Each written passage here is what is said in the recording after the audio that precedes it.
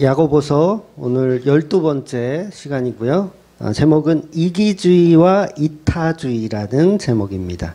이기주의와 이타주의. 야고보서 3장 9절에서 12절 말씀까지 보도록 하겠습니다. 야고보서 3장에서 12절 말씀. 지난주의 말씀과 이제 같은 문맥인데 끝에 부분을 우리가 보겠습니다. 9절부터요. 이것으로 우리가 주 아버지를 찬송하고 또 이것으로 하나님의 형상대로 지음을 받은 사람을 저주하나니 한 입에서 찬송과 저주가 나오는도다. 내 형제들아, 이것이 마땅하지 아니하니라. 샘이 한 구멍으로 어찌 단물과 쓴물을 내겠느냐. 내 형제들아, 어찌 무화과 나무가 감람 열매를 포도나무가 무화과를 맺겠느냐. 이와 같이 짠물이 단물을 내지 못하느니라. 아멘. 네, 마태복음 25장에 보면 그 교회 안에 양과 염소가 존재한다는 비유를 예수님께서 하신 적이 있어요. 그러니까 다 아시죠? 교회 안에 양과 염소가 있대요. 그러면 우리 교회도 있겠네요. 누가 염소인지 누가 양인지 있다는 거예요. 그래서 물론 100% 양만 있는 교회라면 정말 좋은 교회겠죠. 근데 꼭 염소들이 물론 비율에 따라서 양이 좀 많은 교회는 어떨까요? 좀 건강한 교회라고 표현할게요. 건강한 교회일 거고 또 염소들이 많다. 그럼 그 교회는 좀 건강하지 못한 교회일 거예요. 그래서 그런 교회에서 가르치는 것들은 대부분 비복음적인 내용들을 가르치겠죠. 그래서 이 양과 염소는 교회 안에 있는데 양은 선택받은 하나님의 백성을 의미하고 성도를 의미하고요. 염소는 교회 안에서 성도인 척하는 가짜들을 의미하는 거예요. 그러니까 염소가 확연히 드러납니까? 여러분 딱 보면 알아요? 몰라요. 우리 몰라. 왜? 겉모습은 똑같아. 쟤도 찬송하고 쟤도 예배드리고 다 똑같은데 그 중에서 양과 염소가 있다는 거예요. 근데 예수님은 그걸 어떻게 하라고요? 그냥 놔둬라. 언제까지? 마지막 때까지 그냥 놔둬라. 그렇다면 교회 안의 염소들의 특징은 무엇일까요? 마태복음 그 말씀을 조금 밑으로 좀 보면 예수님이 이런 말씀을 하세요. 어려운 사람이 줄일 때 먹을 것을 주는 사람은 양이다. 안 주는 것들은 염소다. 이렇게 예수님이 표현하시는 거예요. 그러니까 우리가 이 상황을 유출해 볼 수가 있는 거죠. 누가 염소인지 누가 양인지 유출해 볼 수 있는 어떤 근거는 줄인 사람이 있을 때 먹을 것을 주느냐 안 주느냐. 그걸 보면 알 수 있다는 거예요. 그러니까 형제 자매가 어려운 상황에 있는데 돌보지 않는 것은 뭐예요? 이기주의적인 거죠. 그런데 그 반대로 이타주의적인 건 어려운 사람을 보면 돕는 거예요. 그러니까 이기주의자들이 염소라고 말할 수 있어요. 이 정황이에요. 예수님이 말씀하신 걸 정황. 이기주의는 염소들이다. 그리고 염소들은 이기주의들과 같은 모습으로 교회 안에서도 살아가요. 그러니까 딱 보면 모르는데 뭔가 좀 보면 수상한 게 있어. 수상한 게 뭔가 봤더니 자기를 위한 목적으로 교회를 다녀요. 이걸 이기주의라고 하는 거예요. 그러니까 기도를 해도 내가 목적되는 거예요. 내가 잘 되는 게 목적인 거예요. 예배를 드려도 내가 잘 되는 게 목적. 그러니까 여러분이 이 시간에 설날인데 여기 예배 드리러 왔잖아요. 다른 사람들은, 세상 사람들은 지금 제사를 드리러 가는데 여러분은 예배 드리러 왔어요. 근데 제사 드리는 사람들의 목적은 뭡니까? 조상을 잘 섬겨서 복을 받기 위한 거잖아요. 좀 나쁜 일 안 생기고 우리 잘 좀 돌봐주십시오. 할아버지, 고조 할아버지, 징조 할아버지 이러면서 잘 나를 목적으로 하는, 나의 잘됨을 목적으로.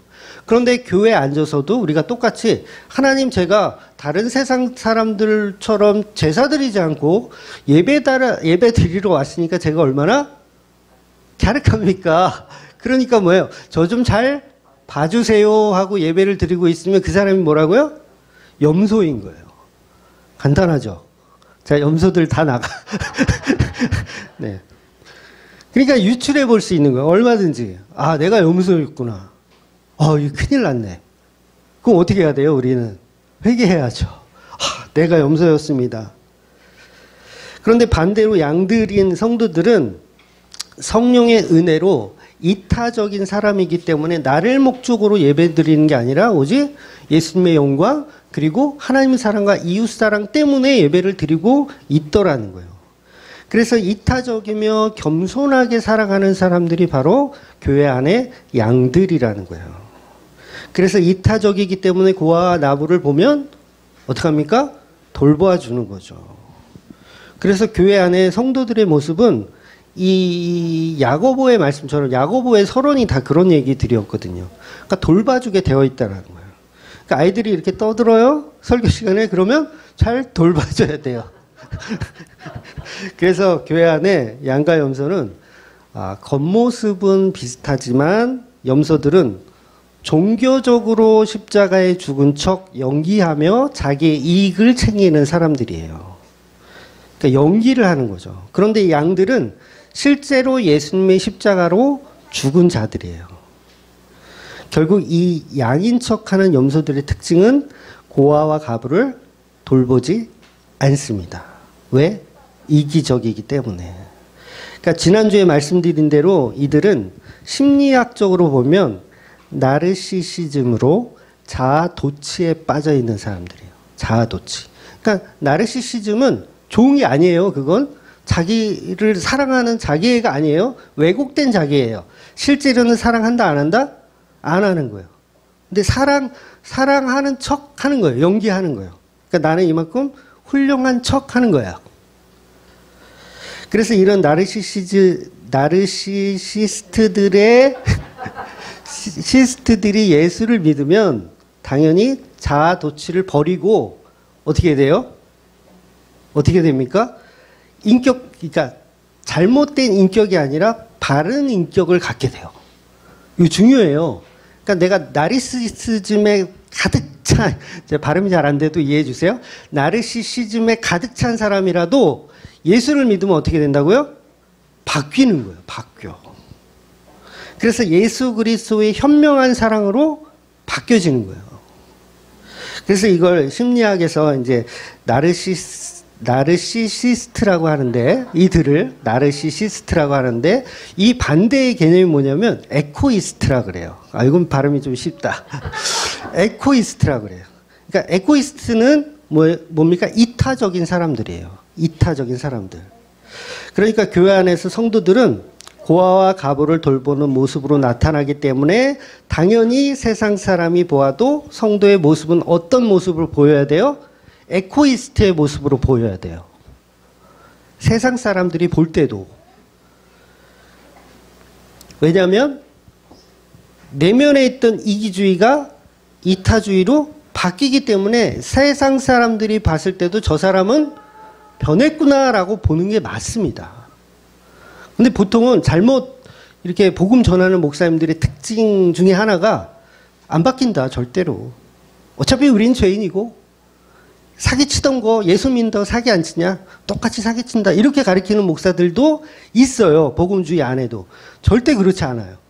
내가 사기를 치다가 사기 열심히 쳐. 근데 예수를 믿어. 더 이상 사기를 칠까요? 어려워요. 안 치는 게 맞아요. 그거 속이는 거예요. 믿는 척 하는 거예요. 그래서 그동안 내가 추구했던 자기 사랑, 나르시시즘은 버리고 에코이스트로 변하게 된다는 거예요. 이것을 예수님이 어떻게 표현합니까? 너희가 남이 줄일 때 먹을 것을 주었다. 이렇게 표현하는 거예요, 그걸. 그래서 우리가 이거를 우리 기독교 신학에서는요, 성도의 견인이라고 딱 이렇게 교리적으로 조직신학에서 말해요. 성도의 견인이다.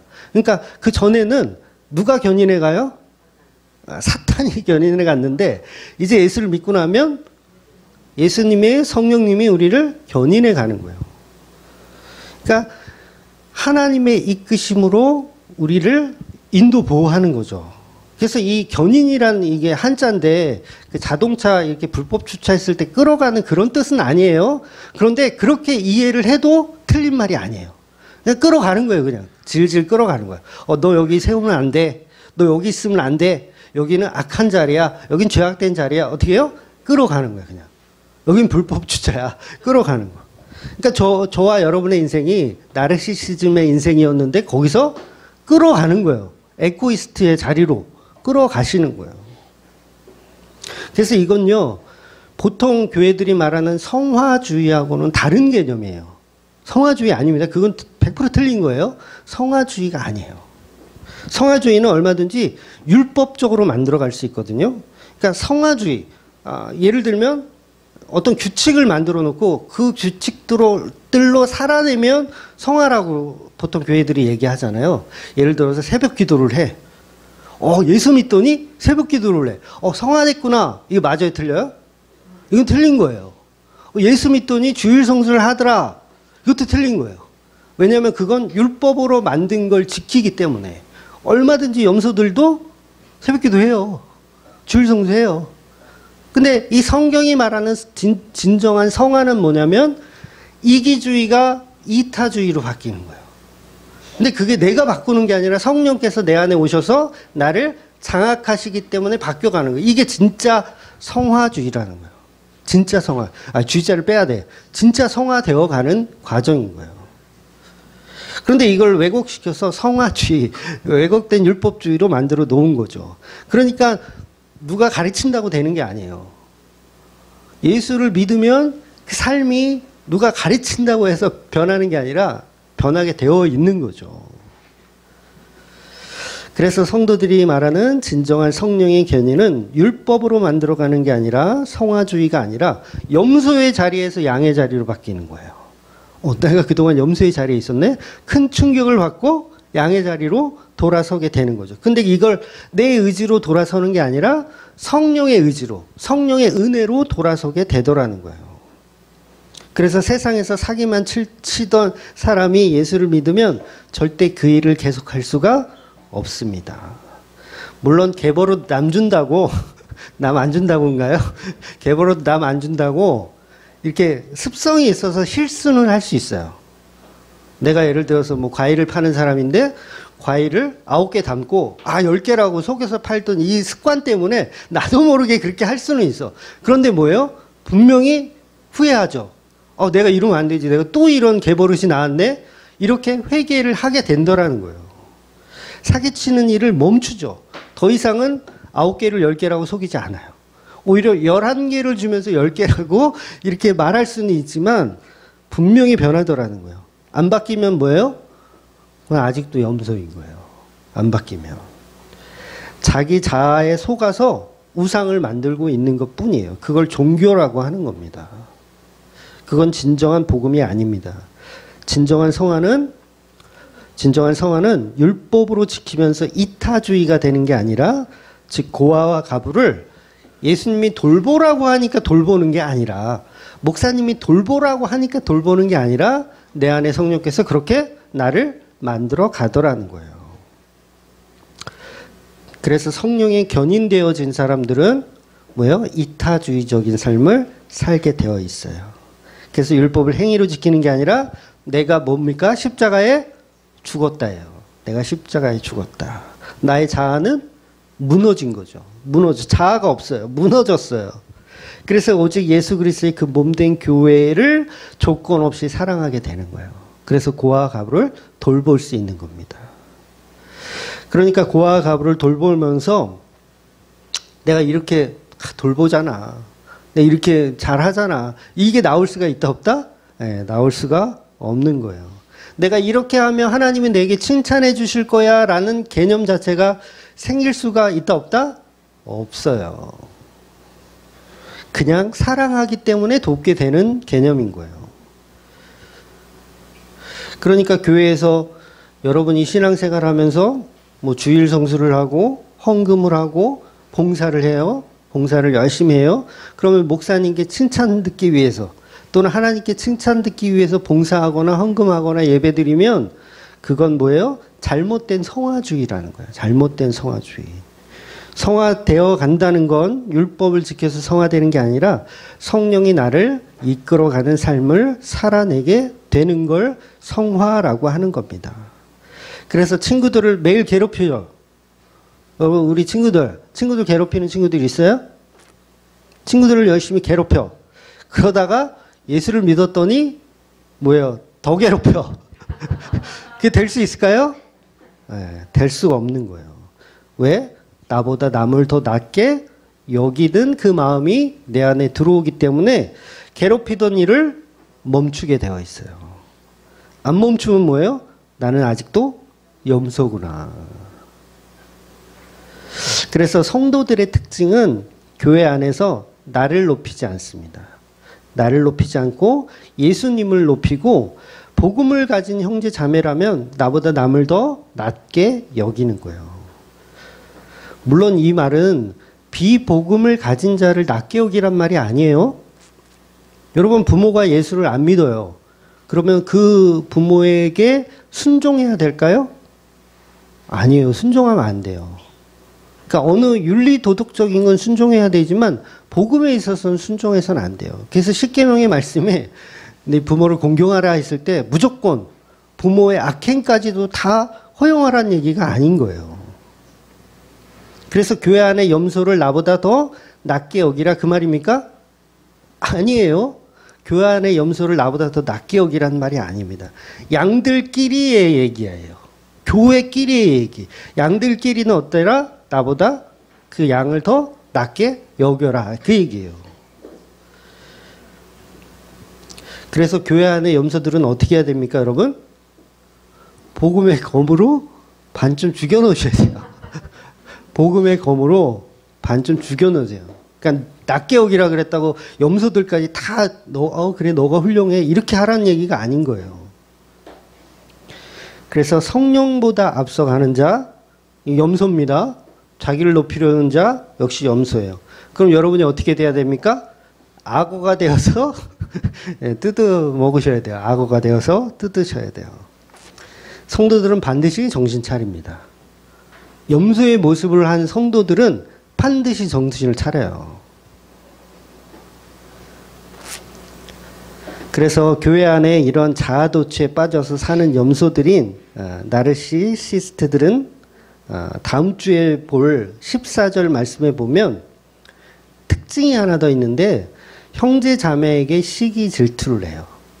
형제 자매에게 시기 질투. 그러니까 왜곡된 자기 사랑 때문에 열등감으로 똘똘 뭉쳐 있는 거예요.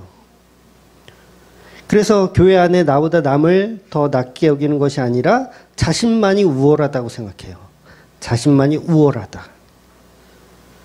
그러다가 자신보다 더 우월한 사람이 나타나면 어떻게 됩니까?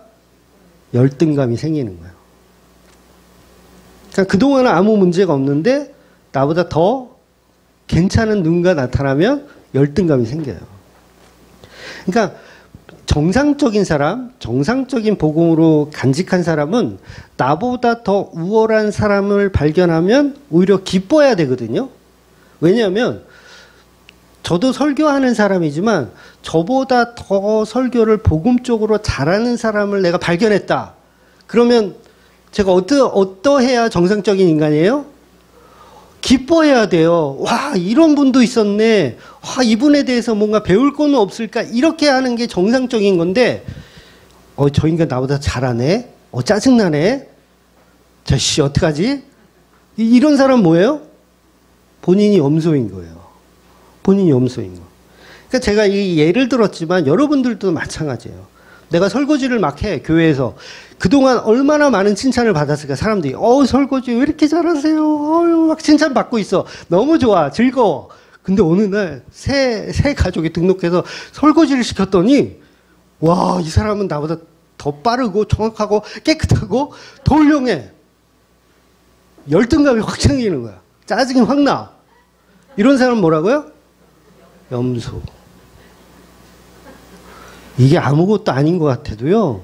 교회 안에 이런 일들 때문에 시기 질투 때문에 서로 물어뜯고 싸우고 지랄 연병을 하는 경우가 많아요.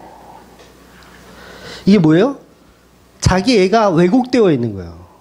자기 우월감에 빠져 있는 거죠. 나보다 저 잘해? 희한하죠. 자기보다 공부 잘하는 사람이 있으면 내 친구가 나보다 공부를 잘하면 그건 어떻게 됩니까? 기뻐해야 돼요. 왜냐면 하나라도 더 배울 수 있는 친구니까 기뻐해야 돼. 근데 우리는 어떻게 생각하냐면 짜증나. 나보다 더 공부를 잘해? 더 배울 수 있는 기회라고 생각하지 않고 우리는 배척을 해요. 그 친구를 시기 질투하여 배척해. 염소들이 이렇다는 거예요. 사회에서도 마찬가지예요. 사회에서도 자기보다 옆 친구가 공부 잘하면 응원해주고 기뻐해주는 게 아니라 자기보다 잘한다는 이유로 싫어하잖아요, 우리가. 어른들 안 그럽니까? 어른들 중에서도 자기 지인이 자기보다 돈을 잘 벌어. 회사도 좋고, 그래. 그럼 어떻게 생각해요? 짜증나죠. 짜증나. 근데 진짜 친구는 뭐예요? 기뻐해줘야죠. 야, 너 나보다 돈 더 잘 버네? 야, 축하한다. 잘했다. 수고했다. 이렇게 기뻐해주는 게 당연한 건데, 사람들은 안 그러더라는 거예요. 여러분, 저보다 돈 많이 잘 벌면 형이에요. 저보다 나이가 어려도 저보다 돈을 잘 벌면 형이에요. 이 개념이 이해되세요? 그러니까 그걸 열등하게 생각할 필요가 없는 거예요, 그건. 나보다 더 잘하면 그거는 형이에요. 그래서 제가 그 인생 팁 알려준 적 있죠. 인생 팁. 이 사람과 내가 친구를 해도 될까를 볼 때 뭘 해보라 그랬어요, 제가? 아무도 기억 못 하시네? 도박을 해봐라. 도박을 해봐라. 그래서 돈을 잃고 사람이 변하면 그 사람하고는 친구 해라 말아라? 하지 말아라. 돈을 잃고 나서 사람이 다른 사람이 된다. 그 사람은 친구할 필요가 없어요. 그러니까 에고이스트들은 이타적인 사람이기 때문에 돈을 잃으면 오히려 마음이 편해요. 근데 돈을 따면 오히려 불편해. 미안해. 내가 돈 다 따고 있으니까 미안해. 그런데 열등감으로 이렇게 사로잡혀 있는 나르시시스트들은 돈을 잃으면 어떡합니까? 열받아요. 못 견뎌요. 돈이 아까워서가 아니에요. 딴 사람이 나 다 딴 거 다시 줄게, 다시 돌려줄게 그러면 받을까요? 안 받아요. 열받아서 안 받아. 돈이 아까워서가 아니야. 뭐예요? 열등한 게 싫은 거예요. 내가 이 게임에서 내가 너보다 우월하지 못한 게 너무 싫은 거예요. 그래서 돈 잃으면 막 사람이 변하는 그 인간은 열등감으로 똘똘 뭉쳐 있는 거예요. 그런 친구하고 도박을 하잖아요. 밤새도록 해야 돼요. 그 친구가 딸 때까지 밤새도록 해야 돼. 돌려준다 그래도 안 받거든요. 자기가 따야 돼. 자기 실력으로 따야 돼. 멈추지 않아요. 이놈의 승부욕이 뭐 이게 지금 노름만 이 도박만 그런 게 아니라 다른 것도 마찬가지예요. 뭐 당구를 친다든가 볼링을 한다든가 절대 단판으로 안 끝내. 계속 이길 때까지. 이건 승부욕이 지나친 겁니다. 이런 사람하고는 절대 친구하지 마라. 그 대신 복음은 전해라. 왜? 복음만이 그 사람 바꿀 수 있거든요. 복음만이 그 사람 바꿀 수 있어요. 그래서 복음만이 이 나르시스트에서 에고이스트로 만들 수 있는 유일한 방법이라는 거예요. 그래서 여러분 진짜 도박을 하란 말 아니에요. 오늘 설날인데 고스톱 그냥 이게 실한 말이 아니라 패배를 인정할 줄 아는 사람이어야 한다는 거예요. 자기보다 강한 상대에게 배우려고 해야 된다는 거죠. 이게 정상적인 건전한 사고를 가진 사람들이에요. 학생들도 그러잖아요. 친구하고 같이 대학을 이렇게 원서를 넣었어. 친구랑 같이 넣었어. 비슷해. 성적도 비슷했는데 같이 넣었어. 근데 한 사람은 떨어지고 한 사람은 붙었다고 가정해 볼게요.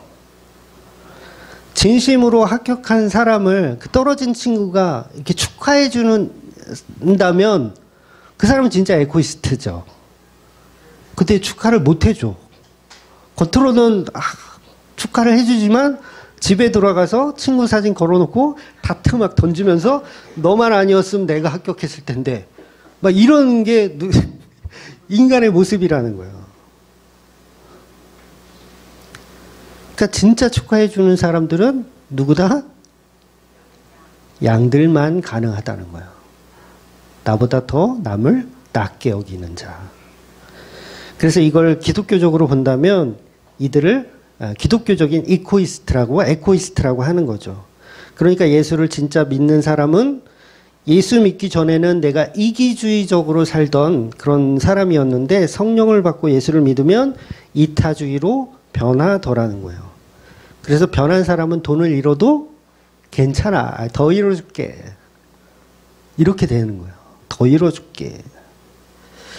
여러분, 에코이스트가 천국 간다는 말 아니에요? 이 개념 자체를 좀 잘 이해해 주세요. 오해는 마시고. 저는 예수를 믿어도 아직도 이기적으로 살고 있다라면 그건 자기를 스스로 돌아봐야 된다는 거예요. 내가 예수를 믿었는데도 여전히 이기적이다. 이타적으로 살지 못한다. 그럼 여전히 나는 염소일 수 있다라는 거죠. 그런 분들은 평소에 이기주의가 너무 심해서 좀 덜 바뀌고 있거나 너무 심해서 덜 바뀌고 있거나 이제 점점 바뀌어 갈 거예요. 그래서 복음에서 말하는 이타주의는 무조건 다 남을 다 낮게 여기는 거 아니에요. 그러니까 김정은, 북한 김정은을 나보다 더 낮게 여기라 이런 얘기가 아니죠. 네, 그런 얘기 아니에요. 연쇄 살인범을 나보다 더 낮게 여겨라 그런 얘기도 아니에요. 그러니까 원수를 사랑한다는 뜻은 그런 의미가 아닙니다. 그건 종교에서 말하는 어떤 간디 같은 스타일이 하는 그런 어떤 종교적인 이타주의이고, 제가 말하는 이타주의는 복음으로 만들어지고 있는 양의 모습을 설명하고 있는 거예요. 그래서 사도행전에 보면 바나바가 자기 땅을 팔아서 교회에 헌금을 하잖아요. 네, 바나바가 헌금을 해요. 양을 가장한 염소들은 이 바나바의 헌금을 어떻게 생각할까요? 기뻐하고 감사해야 되는데 이걸 시기 질투해요. 염소들은. 돈 많다고 자랑질이네. 여러분 잘 들어보세요. 누가 우리 교회에 한 5천만 원 헌금했다고 칩시다. 근데 누가 했어. 소문 다 났어. 바나바처럼 사도 앞에 그냥 갖다 놨네. 그냥 이걸 무기명으로 했으면 좋을 뻔했는데 턱하니 그냥 갖다 놨네. 사람들이 다 알아. 누가 했다는 걸. 아유, 돈 많다고 지랄이다야. 이렇게 생각하는 사람이 있더라는 거예요. 그러니까 이렇게 생각하는 사람이 누구냐면 아나니아와 삽비라인데, 이렇게 생각하는 사람이 아나니아와 삽비라인데, 보통 교인들은 어떻게 해야 되냐면, 나는 저렇게 큰 돈을 못 하는데 해줘서, 저 바나바가 해줘서 너무 기쁘다, 즐겁다, 이렇게 정상적인 복음 안에 계신 분인데 이걸 시기 질투하더라는 거예요. 그러면 그 시기 질투를 하는 사람은 분명히 본인이 염소일 가능성이 아주 크다는 거죠. 그러면 회개해야 된다는 거예요. 그래서 교회 안의 양들은 형제 자매의 선행을 보았을 때 시기 질투하는 것이 아니라 오히려 기뻐해야 된다는 거죠. 그래서 교회 안의 진짜 양들은 자기를 겸손하게 여기기 때문에 실제로 성령의 은혜로 어떤 일이 벌어졌을 때 그 사람을 칭찬하고 오히려 기뻐해 주더라는 거예요. 그것이 바로 고아와 가부를 돌볼 수 있는 여유인 거죠. 그래서 양들은 예수님의 말씀대로 나보다 형제 자매를 더 낮게 여기는 사람들이기 때문에 겸손한 척 연기하는 사람들이 아니라요, 실제로 겸손한 사람들인 거예요. 그 사람은 성령께서 견인해 가고 있는 거죠. 그래서 심리학에서도요, 이와 비슷한 나르시시스트와 에코이스트들을 볼 때 선천적이라고 보지 않아요. 그들은 이렇게 타고난 어떤 성향이다 이렇게 보지 않고요, 후천적인 교육의 영향으로 봅니다. 그러니까 에코이스트가 되는 것도요, 가정교육을 잘 받았기 때문에 에코이스트로 사는 거고, 이 나르시시즘의 이 열등감으로 똘똘 뭉친 사람도요, 가정 환경에서 잘못 배웠기 때문에 그런 열등한 환경을 살아가는 거예요. 그러니까 타고난 것이 아니라 양쪽 모두 가정 환경 때문에 일어나는 만들어지는 인격이라고 봐요. 심리학에서도요. 그러나 이것은 어디까지나 심리학적인 이야기고요. 우리 기독교에서 바라보는 양과 염소는 철저하게 예수를 믿고 성령으로 만들어졌는가를 보는 거예요. 성령으로 만들어졌는가. 세상 자체는요, 죄로 가득합니다. 죄로 가득해요. 진짜 복음적인 에코이스트는 다른 종교에서 존재할 수가 없어요. 네, 제가 말하는 에코이스트, 복음적인 에코이스트는 다른 종교에서 나타날 수가 없어요. 연기할 수는 있지만 실제로 나타날 수가 없어요. 그러니까 다른 종교에서 예를 들면 어떤 이 자기 목숨을 바쳐서 어떤 그 종교를 이루었다. 그래도 그 목숨 바치는 거에 이기주의가 들어있는 거예요. 무조건. 그러니까 기독교 말고는 이기주의 없는 자기 희생은 없어요. 이걸 우리 성도들도 사실은 못하는 거예요. 누구만 할 수 있냐면 예수님만 할 수 있는 거예요. 그리고 예수님이 하신 그 일을 우리에게 성령으로 부어주시기 때문에 우리도 그런 모습으로 살아내게 되는 거죠. 우리가 할 수 있는 자체가 아니에요. 할 수 없지만 예수님이 하셨기 때문에 하신 그 사랑을 우리에게 성령으로 부어주시기 때문에 우리는 복음적인 에코이스트로 살아갈 수가 있더라는 거죠. 그래서 세상에는요, 전부 나르시스트들의 세상이에요. 다 물고 뜯고 열등감으로 살아가는 세상. 여러분, 전쟁 왜 할까요? 서로 잘나서, 서로 훌륭해서, 또는 서로 열등하다고 여기기 때문에 전쟁을 하는 거예요. 그래서 좀 전에도 말씀드렸지만 오늘 설교를 잘못 이해하면 에코이스트가 천국 간다는 말이 아닙니다. 이타적인 사람이 천국 간다는 말이 아니에요. 야고보가 말하고 싶은 성도는 삶이 바뀐다는 거예요. 삶이 이기주의에서 이타주의로 바뀌어간다. 세상은 아담의 죄로 인해서 모두가 이기주의적인 자들만 있어요. 이 세상은. 그래서 그들은 마을을 만들고 성을 쌓아요. 성을 왜 쌉니까 이게? 이기주의 때문에 성을 쌓는 거예요. 여기 우리 집, 여기 우리나라, 여기 우리 마을, 성을 쌓는 거예요. 여기 내 집, 내 구역. 동물들이 그러잖아요. 여기 내 구역. 막 오줌 싸면서 똥 싸면서 여기 내 구역. 여기 침범하면 어떻게 돼요? 죽여버리는 거죠. 그러니까 세상 사람들이 어떻다고요? 동물처럼 내 구역 넘어오면 어떻게 해요? 다 죽는 거예요. 그래서 동물들은요, 다 이기적입니다. 네. 그 왜 그렇다고요? 인간의 타락 때문에 저주를 받아서 그래요. 동물들은 다 이기적이에요. 내가 배가 고프면 옆에 사슴을 잡아먹어요. 이걸 이기주의라고 하는 거예요. 동물이 언제부터, 호랑이가 언제부터 사슴을 잡아먹었습니까? 아담이 범죄한 이후부터. 그 전에는 안 잡아먹었어요. 이타적인 애들이야, 걔네들도. 서로 사랑해. 추우면 뱀하고 코끼리하고 서로 끌어안아. 그런 세상이었는데, 아담이 범죄한 이후에 다 이기주의로 바뀌어요. 내가 배고프면 옆에 토끼 홀딱 벗겨서 구워 먹어. 그런 세상으로 바뀐 거예요. 그러니까 이 세상에는, 복음이 없는 이 세상에는 에코이스트가 존재할 수가 없는 거죠. 그래서 회사들도 마찬가지잖아요. 경제 용어 중에 치킨 게임이라는 게 있어요.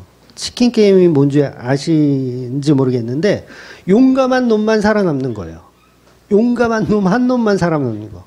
여러분, 삼성전자가 반도체로 성공했잖아요. 이게 왜 가능했습니까? 한 놈만 살아남은 거예요. 결국은 다른 회사들은 다 이렇게 망해갈 때, 이게 삼성전자를 제가 욕하는 게 아니에요. 예, 한 놈만 살아남는 거예요. 이게 세상의 구조가 그렇다는 거예요. 교회도 그렇잖아요. 한 교회만 커요. 대형 교회 되면 밑에 작은 교회들은 다 죽어가고 있어요. 이게 나쁜 게 아니라 원래 이 세상은 그런 구조가 되어 있다는 거죠. 내 교회, 내 구역 이렇게 지켜나가는 거. 그러니까 언제든지 고아와 과부가 나타나면 그걸 돌볼 만한 여유가 세상에서는 없더라는 거죠. 성도들에게만 가능한 이야기라는 거예요. 그래서 예수 그리스도를 믿는가 아니면 믿지 않는가. 그것이 중요하다는 거죠. 그게 양과 염소의 구분이라는 거예요. 즉 예수를 믿으면 그 마음의 생각이 바뀌어지더라는 거예요. 나를 위한 생각에서 이웃을 위한 생각으로 바뀌어지더라는 거예요. 즉 예수를 믿는 진짜 성도들은 과거에는 이기주의적이며 자기를 사랑하는 척 열등감으로 똘똘 뭉쳐 살던 사람이었지만 예수를 믿었더니 형제 자매를 사랑하게 되더라. 그러니 자연히 열등감이 사라져요. 이기적인 모습에서 이타적인 모습이 되는 겁니다. 그래서 예수를 믿으면 더 이상 이기적이지 않고 자기 우월주의에 빠져서 사는 사람들이 아니라 예수님의 십자가를 통해서 진심으로 자기 가치를 알게 되고 이 땅을 목적으로 하지 않고 하늘을 목적으로 하기 때문에 성도와 교제할 수가 있게 되더라는 거예요. 내 가치는 십자가에 죽었기 때문이죠. 우리 마태복음 한번 볼게요. 16장 24절 말씀 같이 읽어볼게요. 이에 예수께서 제자들에게 이르시되 누구든지 나를 따라오려거든 자기를 부인하고 자기 십자가를 지고 나를 따를 것이니라. 여기서 말하는 자기 부인이 뭐냐면 십자가를 말하는 거예요. 자기 부인은 십자가입니다. 곧 목숨의 죽음이에요. 목숨의 죽음. 자기 목숨을 버리고 따르라는 거예요. 나를 따르려거든 어떻게 해라? 자기 목숨을 버리고 따르라는 거예요. 그러니까 자기 목숨을 버린다는 건 뭐예요? 이보다 더 큰 이타주의가 어디 있어요? 예수님이 하신 거잖아요. 십자가. 이타주의. 세상 어디에도 흉내낼 수 없는 이타주의를 십자가에서 실현하신 거예요. 그러니까 너희도 이타주의로 나를 따라오라는 거예요. 십자가의 모든 것을 다 버리고. 그래서요, 성도들은요, 자기 목숨을 십자가에 버린 자들이잖아요. 이거는 마귀들이 어떻게 할 수가 없어요. 이거 어떻게 꼬실 거야? 자기 목숨을 십자가에 버린 자들을 어떻게 꼬실 거예요? 여러분이 마귀라고 생각해 보세요. 저 사람을 꼬셔야 되겠는데 저 사람은 자기의 생명을 십자가에 버린 자야. 어떻게 꼬실 거예요? 뭐 돈으로 꼬실 거예요? 될까요? 안 돼요. 명예로? 권력으로? 뭐 열등감으로? 뭘로 꼬실 거예요? 답이 없어요. 그래서 마귀들도 두 손 두 발 다 놓는 거예요. 누구한테는? 십자가에 자기 생명을 버린 성도들에게는 어떻게 할 방법이 없어. 꼬실 방법이 없어요. 왜냐하면 이미 십자가로 죽었기 때문이죠. 그래서 여러분이 나는 이미 십자가로 죽었기 때문에 여한이 없다. 이런 고백이 나오셔야 돼요. 그럼 마귀가 유혹할 방법이 없어요. 이것이 바로 나는 가치가 없고 나의 예수님만이 가치이다라고 보는 거예요. 어찌 보면 이것이 건강한 복음의 고백입니다. 나는 십자가에 죽었다. 그래서 나는 챙길 게 없다. 챙길 게 없으면 당연히 시기 질투가 나올까요? 안 나와요. 없어요. 그래서 진정한 최고의 사랑은 십자가 사랑을 갖고 그 십자가 사랑을 나의 사랑으로 고백하는 자들이에요. 그래서 이들에겐 열등감이 사치입니다. 사치. 내 친구가 나보다 잘 되면 기뻐해주고 나는 떨어졌는데 친구가 합격해도 기뻐해줄 수 있는 사람들이 바로 십자가로 죽은 사람들이에요. 아주 간단한 이치입니다. 그래서 예수 믿는 사람들은 절대로 자기 자신을 열등하게 생각하지도 않아요. 왜? 예수님이 십자가로 바꾼 사랑이기 때문에. 그래서 예수를 믿으면 자기 우월성이나 자기 가치를 챙기지 않기 때문에 사회에서 말하는 에고이스트의 삶을 살아갈 수가 있게 되는 거예요. 그래서 전에도 제가 말씀드렸지만 여러분이 교회 안에서 형제 자매들 때문에 소위 시험에 들렸다라는 표현을 할 때 있잖아요. 형제 자매들과 있다가 시험에 들렸다. 설거지를 하는데 설거지 더럽게 못한다고 막 욕을 했어.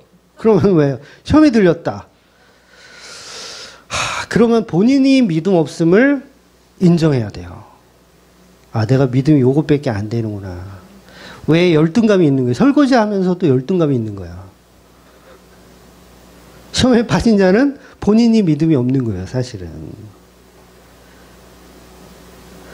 그래서 나를 무시하고 나를 시험에 빠지게 한 형제 자매를 욕하는 게 아니라 오히려 내가 자기 부인이 안 됐음을 인정해야 되는 거죠. 그러니까 악어들은요, 좀 있어야 돼, 이렇게. 그래서 내가 그 악어들을 욕하는가를 자기 스스로 점검해 봐야죠. 난 악어들이 다녀도 개의치가 않아. 얼마든지 물어봐. 뜯어 먹을 거 있으면 뜯어 먹어봐. 나는 십자가에 죽었거든. 그런 사람들은 어떻게 해요? 아무리 물어 뜯어도 이빨이 없어. 야, 이게 날카롭지가 않아. 장난하는 것도 아니고 어휴 간지러 이렇게 돼버리는 거예요. 그래서 예수님과 연합한 사람은 어떤 말에도 상처를 받을 수가 없는 겁니다. 어떠한 말에도. 근데 우리가 어떻게 그럽니까? 막 상처가 받죠. 그러면 여전히 우리는 믿음이 연약함을 고백해야 되는 거예요.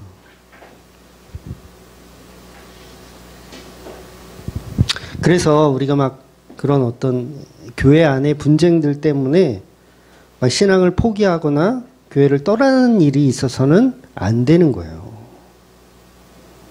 물론 상처는 되겠죠. 누가 나를 막 이렇게 협박하고 공갈 협박하고 이러면 상처는 되겠죠. 왜냐하면 나는 그런 적이 없는데 막 나를 모함하거나 그러면 상처는 되겠지만 그 상처 때문에 내가 신앙을 포기하거나 교회를 떠나거나 하는 일은 있을 수는 없는 거예요. 그렇다면 내가 문제가 있는 거죠. 그래서 교회 안에서는요, 양들만 존재한다면 교회는 법 없이도 됩니다. 법 없어도 돼요. 세상도 마찬가지예요. 세상에 모든 사람이 예수를 믿고 다 양들만 존재한다. 여러분 감옥이 필요할까요? 필요 없어요. 경찰분들은 다 퇴직하셔야 돼요. 먹고 살 일이 이제는 없어요. 왜? 예수를 믿었더니 다 이타적으로 변하기 때문에 감옥이 필요 없게 되는 거예요. 그래서 거기는 어디입니까? 거기는 천국에만 가능한 거예요. 천국에만. 물론 예수 안에서도 실수는 해요, 우리가. 실수와 이타적인 것과는 달라요. 실수는 하기도 해요. 그러나 실수하고 나면 바로 반성하죠. 아, 내가 잘못했구나. 그래서 아이들도 싸우고 나면 어때요? 더 친해지잖아. 그러니까 실수하고 나면 반성하면 우리가 더 친해지는 거예요.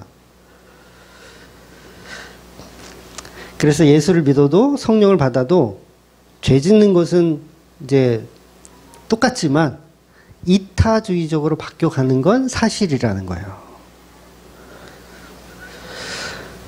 그래서 우리 교회에 이제 처음 나오시는 분들이 이제 놀라는 거 세 가지가 있어요. 좀 아실 텐데. 그게 뭐냐면, 그 세 가지 중에 뭐냐면, 첫 번째는 이제 주목교회는 밥 먹을 때 기도 안 하는 거. 그런 교회가 없거든요. 아마 저도 못 봤어요. 밥 먹을 때 기도 안 하는 거. 그러니까 뭐, 보통 교회들이 이제 식기도 같은 거를 이제 누가 장로님이나 누구 이렇게 시켜서 하잖아요. 그런 것도 없고. 담임 목사도 밥을 먹을 때 기도를 안 해. 그 처음 교회에 오신 분은 그게 이상하고 충격적이에요. 첫 번째고. 두 번째는 뭐냐면 유튜브보다 실물이 별로다. 여기에 이제 충격을 받으시더라고. 유튜브는 그래도 괜찮게 봤는데 막상 대면에서 바로 앞에서 보니까 야, 이게 좀 심하다. 뭐 뽀샵을 한 거냐. 충격을 받는 두 번째고요. 세 번째는 뭔 것 같아요?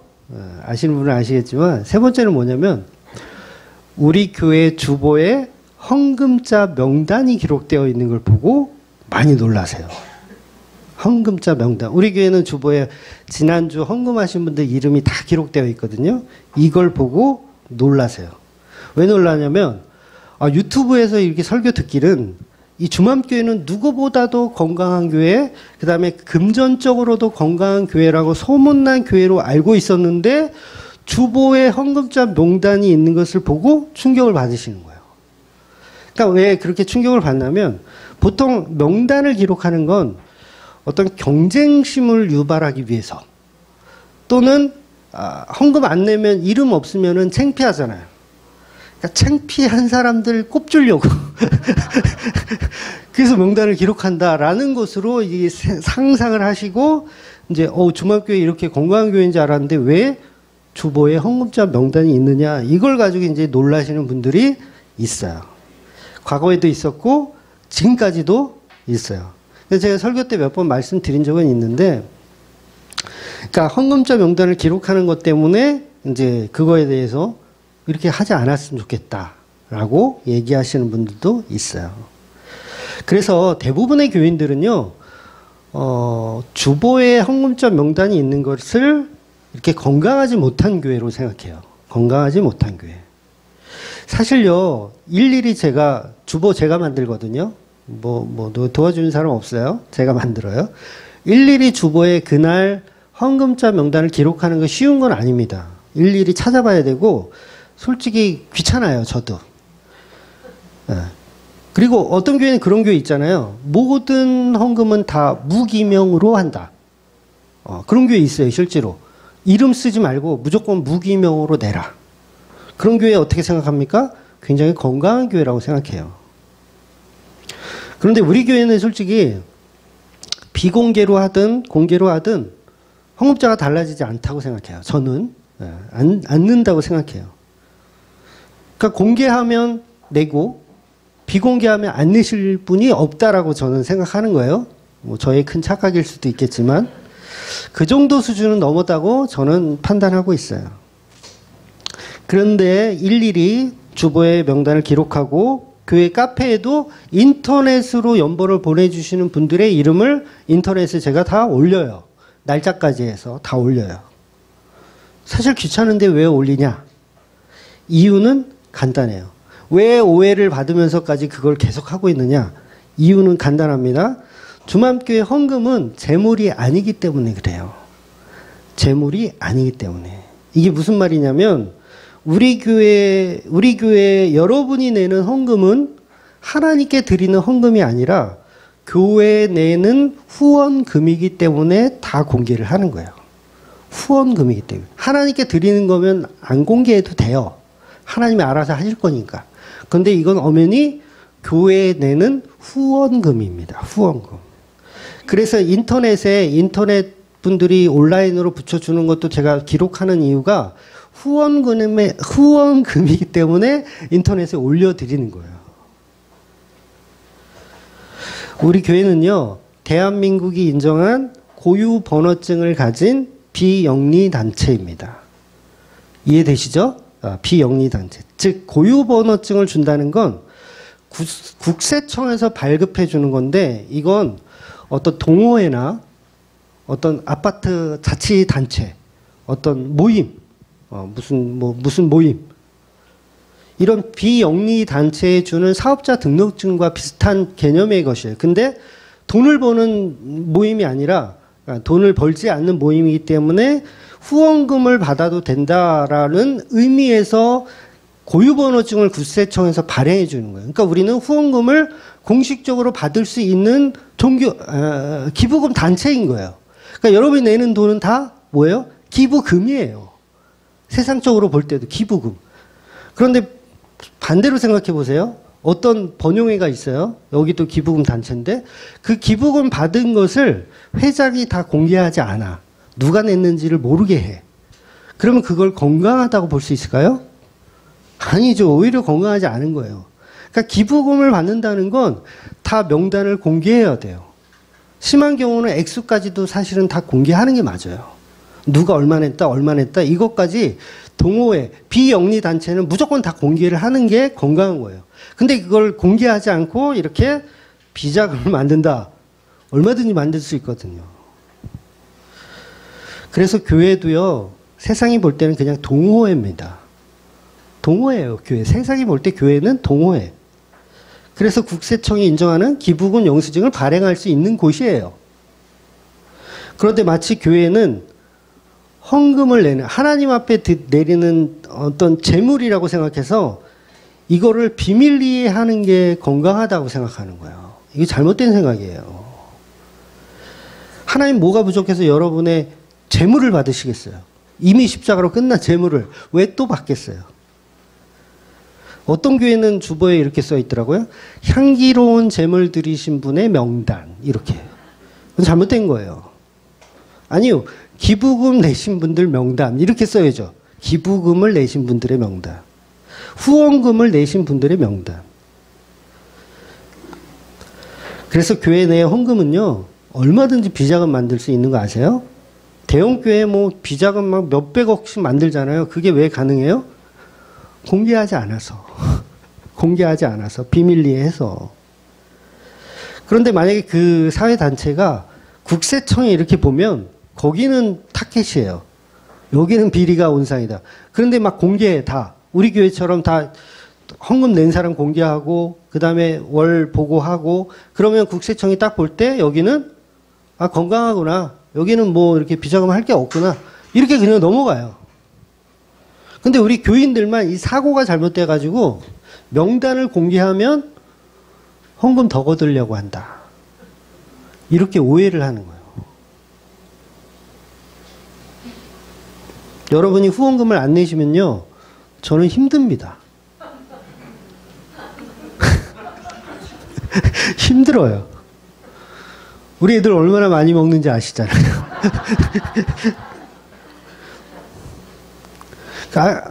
후원금 안 내시면 저는 어떻게 해야 되냐면 돈을 벌러 나가야 돼요. 뭐 대리운전을 하든 뭐 노가다를 하든 돈을 벌러 나가야 돼요. 근데 여러분이 내시는 후원금으로 저는 편안하게 설교 준비를 하고 있어요. 근데 이거를 비밀리에 해버려. 다. 과연 그게 건강할까요? 저는 반대라고 생각해요. 엊그제인가요? 기부금 영수증 한 분, 어떤 분이 달라고 해서 보는데 희한한 걸 하나 발견했어요, 제가.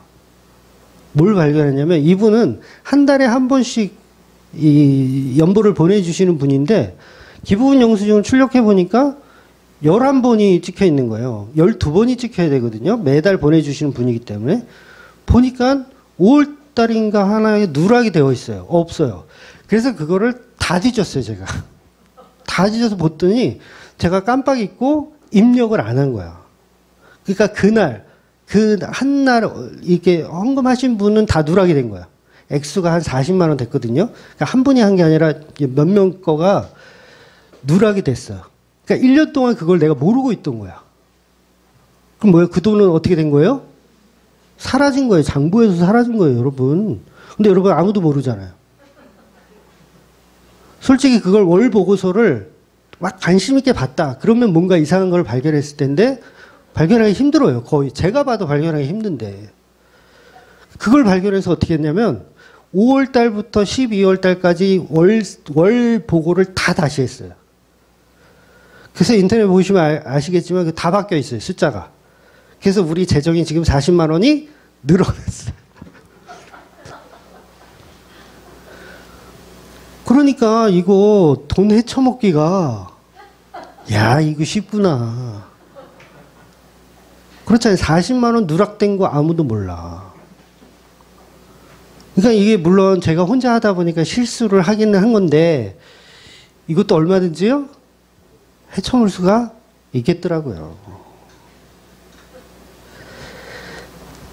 그래서 공개하지 않는 게 오히려 더 불안한 거예요. 더 위험한 거예요. 여러분이 내시는 헌금은 죄송하지만 하나님께 드리는 게 아니라 교회에, 예수 그리스도의 몸된 교회에 드리는 거예요. 물론 예수 그리스도의 몸된 교회에 드렸으니 당연히 하나님에게도 드린 건 맞지만 개념 자체를 잘못 생각하시면 안 된다는 거예요. 그래서 이건 교회의 필요에 따라 주는 후원금이다라고 생각하시고 엉뚱한 곳에 쓰여지는지 여러분이 눈에 불을 켜고 보셔야 되는 거예요. 왜? 재물이 아니기 때문에. 막 비자금 100억씩 만드는 거 대형교회는 우스워요. 그래서 어떻게 막 장로들 막 목 매달고 막 그러잖아요. 큰 교회에서.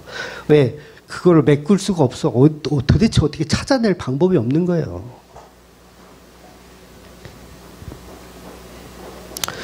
그래서 주맘 주식회사가 되어서는 안 됩니다. 네, 주맘 주식회사가 되어서는 안 돼요. 그래서 우리 교회는 개척 때부터 지금까지 연보는 후원금이기 때문에 명단을 다 기록하고 있어요. 나중에 안 할 수도 있어요. 제가 너무 힘들면. 네, 그럴 일은 없겠지만 교인이 너무 많아졌어. 막 몇백 명 돼. 그럼 그 일일이 어떻게 쓸 거야? 나도 싫어 그때는. 근데 그럴 날이 올 것 같지는 않고 내 생애에 올 것 같지는 않고. 그래서 건강한 교회는 모든 헌금을 무기명으로 하는 게 건강한 게 아니라 오히려 후원자와 후원금을 공개하는 게 사실은 오히려 더 건강한 거예요. 근데 차마 우리는 액수까지 공개할 수는 없어서 액수까지는 공개하지 않지만 저는 개인적으로 액수까지 공개하는 게 맞다라고 봐요. 근데 그렇게 할 것까지는 없죠. 왜냐면 우린 동호회가 아니니까. 동호회는 그렇게 해야 돼요. 그러니까 우리 노회에서도 어떤 행사 있을 때 다 공개하거든요. 노회장님 100만 원, 뭐 부노회장님 50만 원 이렇게 후원한 걸 다 공개를 해요. 그게 맞는 거예요. 그게 정상적인 거예요. 안 그러면 어떻게 해요?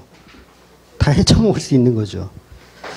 그러니까 주맘교회 헌금 명단을 기록하는 건 헌금을 부추기기 위한 거다. 경쟁심을 유발하기 위한 거다라고 누가 생각할까요? 시기 질투하는 사람들이 그런 생각을 하는 거예요. 여러분이 1,000원을 헌금 봉투에다 1,000원을 넣고 여러분 이름을 써서 내는 게 쉬울까요? 아니면 10만 원을 넣고 이름 써서 내는 게 쉬울까요? 10만 원이 쉬워요. 1,000원은 어려워요. 오히려. 왜? 쪽팔리거든요. 창피하거든요. 재정위원이 보면 이 인간은 1,000원 어떻게 이럴 수가 있어. 그런데 정말 자기 부인이 됐고 내가 완전히 죽은 자는요. 나 지금 형편이 어려워. 나 솔직히 지금 1,000원 하기도 힘들어. 아니 오늘은 내가 현금이 1,000원밖에 없어. 얼마든지 자기 부인이 된 사람은 1,000원 적어서 이름 써서 넣어요. 다 못할걸요 아마 여러분. 그게 왜요? 아직도 자기 가치를 챙기고 있으니까 못하는 거예요. 100만 원은 얼마든지 하지. 내 이름 써가지고 딱 나 이런 사람이야 이러면서. 근데 오히려 1,000원은 못하는 거예요. 왜? 열등감이 있거든. 내 열등감이 1,000원을 어떻게 해? 아이씨, 차라리 안 하지. 그렇잖아요. 차라리 안 하지. 안 하는 게 낫지. 1,000원을 어떻게 해? 그러니까 아직도 자기 부인이 안 되고 있는 거예요. 그래서 그런 사람들은, 열등감이 없는 사람들은 바나바처럼 헌금 많이 하는 사람을 보면 같이 기뻐해 줄 수 있는 거예요. 그러니까 시기 질투할 일이 아닌 거예요. 친구가 대학에 붙었어. 나는 떨어지고. 진심으로 축하해 줄 수 있는 거예요. 자기 부인이 되면. 그래서 사도행전 4장 37절에 보면 바나바가 밭을 팔아서 그 값을 가지고 사도들의 발 앞에 두었다고 나와요. 바나바는 왜 무명으로 하지 않고 실명으로 했을까요? 바나바는 그 돈에 자기 가치를 챙기지 않았던 거예요. 그냥 예수 그리스도의 몸된 교회의 필요에 따라 드린 거예요. 실명이라도 상관없고 무명이라도 바나바에게는 별 상관없어요.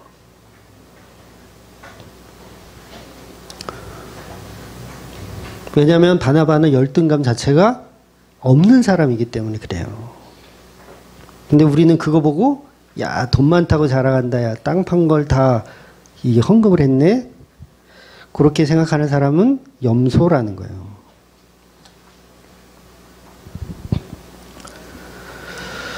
오늘 오후 예배도 없는데요. 뭐 좀 이렇게 좀 하세요. 더 할 거예요.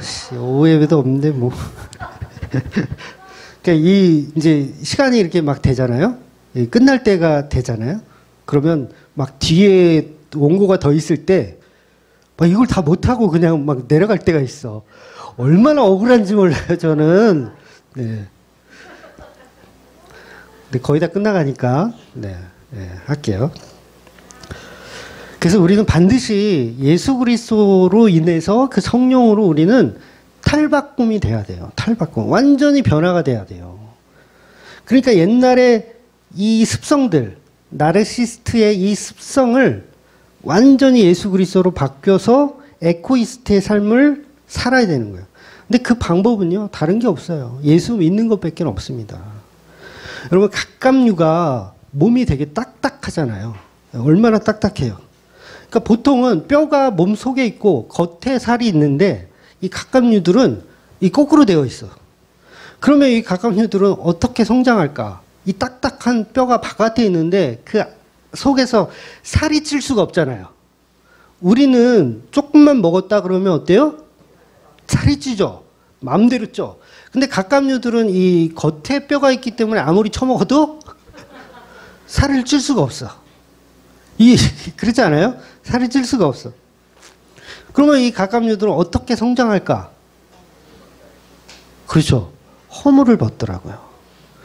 갑각류들은 허물을 벗어요. 통째로 어때요? 허물을 벗어버려요.